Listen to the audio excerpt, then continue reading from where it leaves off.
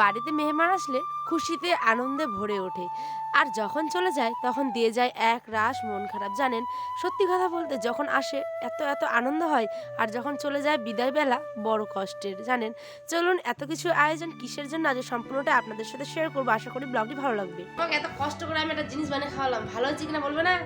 ভালো খেয়ে যাচ্ছ, এটা তো সবাই বলে ভালো হয়েছে কিনা, জোরে বলো। খুব সুন্দর। এখানে আমার বোন খাচ্ছে, আর এখন আমরা আয়নার আব্বা তো খেয়ে নিল, তাই এখন আয়ন খাচ্ছি সকাল সকাল লাল চা বিস্কুট।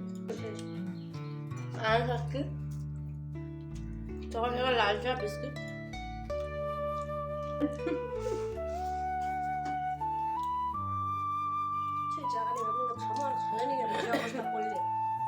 সকলের ঈদ কেমন ভালো, কে কে মেহমান বাড়ি গেছেন কমেন্টে জানাবেন। আমরা তো ঈদের দিনে চলে এসেছিলাম, ব্লগটা তো অবশ্যই দেখতেই পাবেন। তো চলুন শুরু করছি আজ নতুন দিনের সাথে নতুন একটি ব্লগ। আর আমরা কিন্তু চায়ের গ্লাস মানে কাপে চা খাই না, ঠিক আছে? যে গ্লাস এরকম গ্লাসে খাই।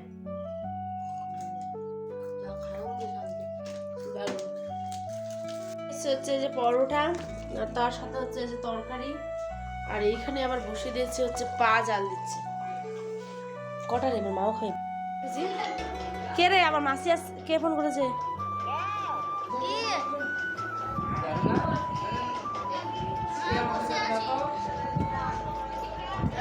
চোখটি অন্ধকার আসছে, দেখি ভালো করে দেখি। আয়ন বেটা দেখি, বেটা দেখি, এ খালি যে কানছে মাইরি বিরক্ত। আচ্ছা ভিডিও ও সামনে রাখাই তো নাই, ঠিকই তো। আয় আয় আয় তুই আয় কার কাছে তে পারছ না তার দাঁত কাটা কাটা না, দাঁত এই আরে একটা ছবি লে লে বাইরে তো বাইরে বাইরে ওইলা করেন না ওই যে বড় বড় করেন। ওকে মা আচ্ছা ভাই চ চ চ চ চ বাহ দারুন দারুন দারুন দারুন তো কি চ ভালো আছে দেখতো কি ওটা চিনতেই পারছো না।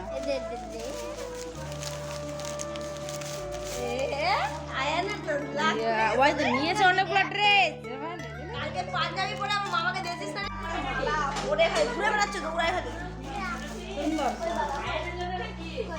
মানে এবার আপনাদের বুঝে বলি, ঈদের পরের দিন আমাদের বাড়িতে এসেছিল আমার নানি, মামি, মানে মাসি, তার ছেলেমেয়েরা সকলে মিলে। এত আনন্দ হয়েছিল না, এই মজার ব্যাপারগুলো সত্যি শেয়ার করলে হয়তো অনেকে ফিল করবেন এই নানি দাদিরা যতদিন বেঁচে থাকবে আপনার ভালোবাসাটা ঠিক ততটাই বেঁচে। আয়ন হয়ে গেছে এখন তাদের নয়নের মণি, দেখুন কি কাণ্ড।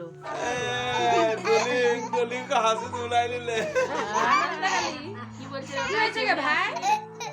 ইসাকের বাপ ইসাকের বাবা গুজু গুজু গুজু এই শুন আয়ান তুই ইসাকের বাবা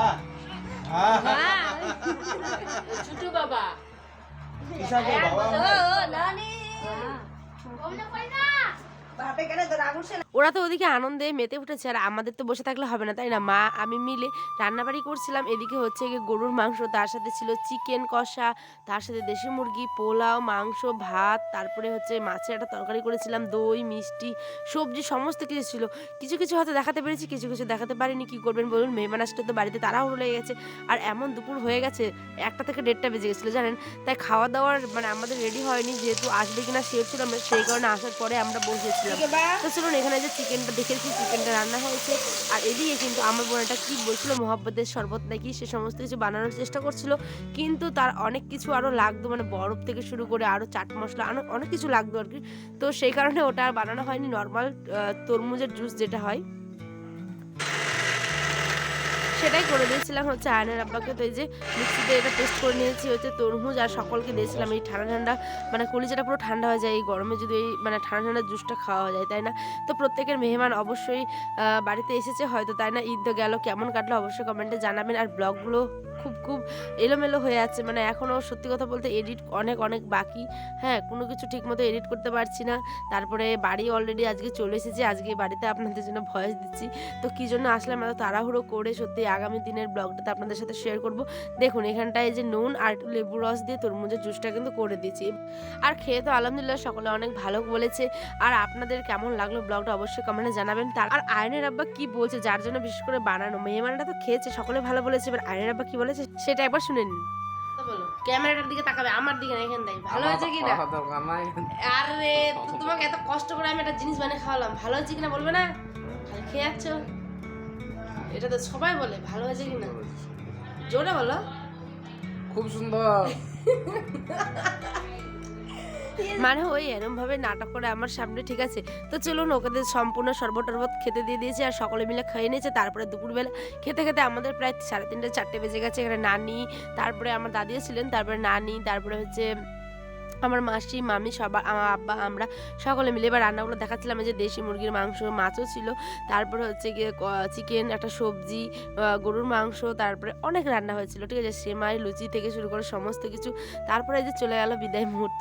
ওরা কিন্তু থাকতে পারবে না, যেহেতু গতকাল ছিল বুধবার, তো হাটবার আমাদের চাচলে লাগে, তো সেই কারণে হাট করবে, তারপরে বিশেষ কারণে আর কি চলে যেতে হয়েছে। তো কি করা যাবে, আবার আসবে। আনন্দ তো সবসময় আসেই জীবনে, তাই না? আনন্দ দুঃখ নিয়েই তো জীবন। তো আনন্দটা যেমন করলাম, দুঃখটাকেও মেনে নিতে হবে, তাই না? তো নানিদেরকে বিদায় দিয়ে দিলাম, তার সাথে হচ্ছে গিয়ে ওরা বাড়িতে পৌঁছে যাক ঠিক মতো, তারপরে ফোন করব। আর রাত্রেবেলা আব্বা এনেছিল হচ্ছে বিরিয়ানি, মানে আমাদের এখানকার চাচলের বেস্ট বিরিয়ানি, ঠিক আছে। তো চলুন এটাও খেয়ে নিচ্ছি বহুদিন পরে। আজ এই পর্যন্ত ছোট্ট ব্লগটা শেষ করছি, আশা করি ভালো লাগবে। আর ভালো লাগলে আমার নতুন পরিবারের সদস্য হওয়ার জন্য আপনার কাছে বিনীত অনুরোধ রইল। তো চলুন এখানে আজ এই পর্যন্ত। আল্লাহ হাফেজ, সকলে ভালো থাকবেন, সুস্থ থাকবেন। আর বিরিয়ানিটা কিন্তু জাস্ট ওয়াও ছিল। টাটা, আল্লাহ হাফেজ।